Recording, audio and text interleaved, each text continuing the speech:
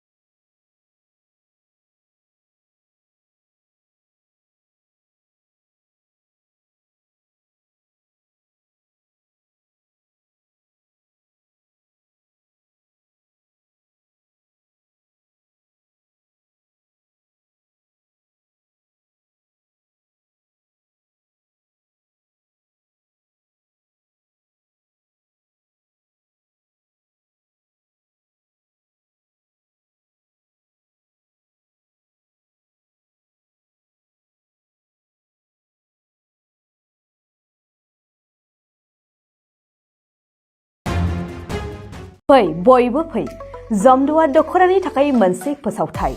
गसाइगाव महकुमानि सिङाव थानाय जमदुवार दख'रा एबसुआ सानथामनि हाबाफारिजों गाजा गोमजायै 5थि खेब बोसोरसालिया जथुम्मा खुंफुंगोन। फैगौ नबेम्बर दाननि 6, 7 आरो 8 खालारखालि सानथामनि मेहेरगोनां हाबाफारिजों गाजा गोमजायै खुंफुंगोन।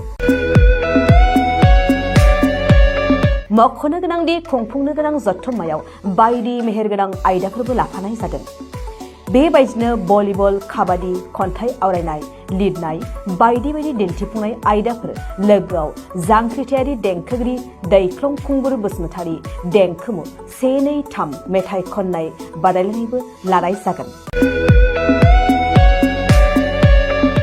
फारि बायदियै देंखोमु 1, 2, 3 मेथाइ रोजाबनायाव दख'रानि बेन्दोंआव थानाय गामिफोरनिफ्राय 14 बोसोरनिफ्राय 30 बोसोरसिमनि गेजेराव थानाय बिजाथिफोरा मेथाइ रोजाबगिरिफोरा बादायलायनायाव बाहागो लानो हागोन। मोनाबिलिनि हारिमु बादायलायनायाव गाव गावनि रोंगौथिजों बिजाथिफोरा बाहागो लानो हागोन। एक्जिबिशन दिन्थिफुंनायखौ 6 नबेम्बरनिफ्राय जोबजासिम नुनो मोनगोन। 6 नबेम्बरनिफ्रायनो भलिबल आरो काबादि गेलेनाय बादायलायनाया जागोन। 8 नबेम्बर 2022 इं अक्ट' खालारखालि हारिमु मोनाबिलियाव मिस्टार प्रेक्टिकेल बसुमतारी आरो मिस दीप्ति बसुमतारी मोननि गाबगोनां हारिमु आरो फेस्ला दिन्थिफुंनायखौ नुनो मोनगोन।